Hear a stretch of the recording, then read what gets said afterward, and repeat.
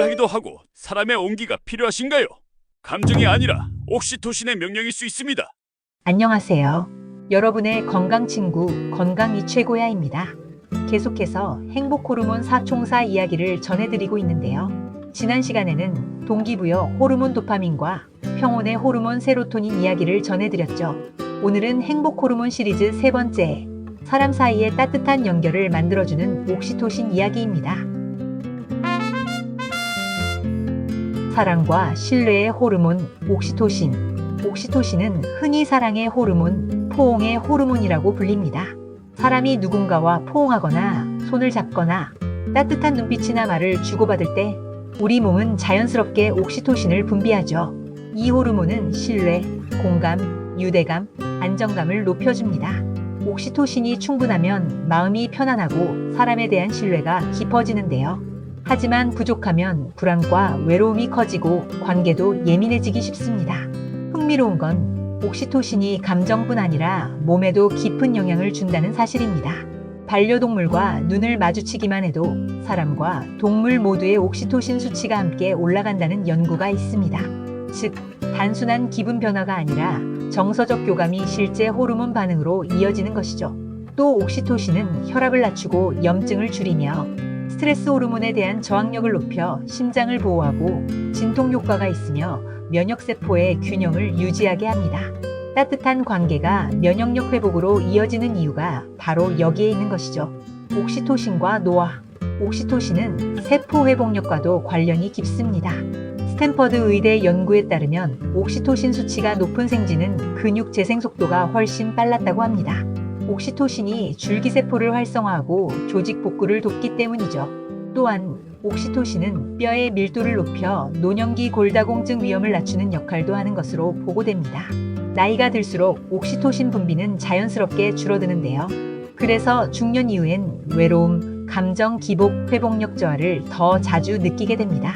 결국 옥시토신은 마음을 따뜻하게 하고 몸을 회복시키며 노화를 늦추는 회복 호르몬이라 할 수 있습니다. 옥시토신이 감소하는 이유는 무엇일까요? 옥시토신은 관계 속에서 자라지만 스트레스와 고립 속에서 가장 빨리 줄어듭니다. 첫 번째, 스트레스와 불안입니다. 몸이 긴장하면 스트레스 호르몬인 코르티솔이 증가하면서 옥시토신 분비를 억제합니다. 즉, 몸이 위험하다고 느낄 땐 연결보다 방어가 먼저 작동하는 거죠. 두 번째는 고립과 외로움입니다. 대화나 스킨십이 줄고 혼자 있는 시간이 늘어나면 뇌는 불안을 감지하고 옥시토신 분비를 줄입니다. 그래서 외로움이 길어지면 면역력도 함께 떨어지게 된다고 합니다. 세 번째는 수면 부족과 피로입니다. 잠이 부족하면 감정 조절 물질이 불안정해지고 옥시토신도 함께 감소합니다.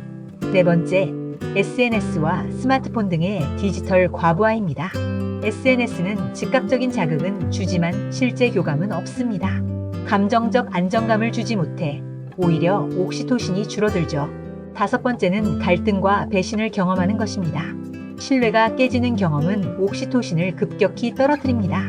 감정적 상처를 받을 때 몸까지 피로해지는 이유가 여기에 있습니다. 이번에는 옥시토신과 운동, 음식, 영양에 대해 알아보겠습니다. 옥시토신은 교감에서 주로 분비되지만 운동과 식습관도 그 기반을 만들어줍니다. 첫 번째, 운동입니다. 리듬 있고 편안한 운동, 즉 걷기, 요가, 수영 같은 운동은 옥시토신 분비를 촉진합니다. 특히 혼자가 아닌 사랑하는 사람 혹은 친구와 함께하는 운동은 옥시토신을 더욱 풍부하게 해준다고 하는데요. 호흡이 안정되면 세로토닌이 올라가고 그 평온함이 옥시토신 회로로 이어지게 됩니다. 이번에는 음식과 영양소에 대해 알아보겠습니다. 옥시토신 자체는 음식으로 섭취할 수 없지만 몸의 안정 상태를 만드는 음식이 분비를 도와줍니다. 옥시토신은 펩타이드라는 단백질 호르몬이기에 충분한 단백질 섭취가 기본입니다. 달걀, 두부, 연어, 바나나, 견과류, 시금치, 아보카도, 마그네슘, 오메가3, 비타민 D 등이 대표적입니다. 그렇다면 영양제로 옥시토신을 섭취할 수 있을까요? 옥시토신 영양제는 따로 없습니다. 옥시토신은 혈액, 뇌의 장벽을 통과하지 못하기 때문에 먹는다고 해서 뇌로 전달되지 않는다고 합니다. 즉, 옥시토신은 삶의 방식에서 만들어지는 호르몬입니다. 걷기, 햇살, 대화, 따뜻한 식사, 이 모든 순간이 옥시토신을 채워줍니다. 옥시토신은 전 생애에 필요한 호르몬. 옥시토신은 특정 나이에만 필요한 호르몬이 아닙니다. 태어나서부터 나이 들 때까지 전 생애에 걸쳐 우리를 회복시키는 감정의 에너지죠. 어릴 때는 안전한 사랑을 배우게 하고, 성인이 되면 신뢰와 관계를 단단하게 하며, 노년기에는 외로움으로부터 우리를 지켜주는 힘이 됩니다. 즉, 옥시토신은 생애의 각 시기마다 다른 방식으로 우리를 치유하는 호르몬입니다. 지금부터 각 세대별로 옥시토신이 어떻게 작용하고 필요한지 함께 살펴보겠습니다. 먼저 아이에게 옥시토신은 어떤 작용을 할까요? 옥시토신은 아이의 정서적 안전을 만드는 첫 번째 호르몬입니다. 아기가 엄마 품에 안길 때 엄마와 아기 모두의 몸에서 옥시토신이 동시에 올라갑니다. 그 순간 뇌는 이 사람은 안전하다고 기억하죠. 포옹, 손잡기, 쓰다듬기, 이런 스킨십은 단순한 애정 표현이 아니라 아이의 뇌를 안정시키는 생리 신호입니다. 자주 안아준 아이는 스트레스 호르몬이 낮고 감정 조절 능력과 공감 능력이 높습니다. 스킨십은 사랑의 표현이자 아이의 뇌가 느끼는 안전 코드입니다. 다음으로 어른에게는 어떻게 작용할까요? 성인에게 옥시토신은 관계의 유연성을 만드는 호르몬입니다. 사람과 협력하거나 신뢰를 쌓을 때 옥시토신이 분비되어 스트레스를 완화하고 감정을 안정시킵니다. 부부 사이, 친구 사이, 직장 내 관계의 신뢰감 모두 옥시토신의 균형이 있을 때 유지됩니다. 반대로 관계 스트레스가 쌓이면 옥시토신이 줄고 코르티솔이 올라가면서 예민해지죠.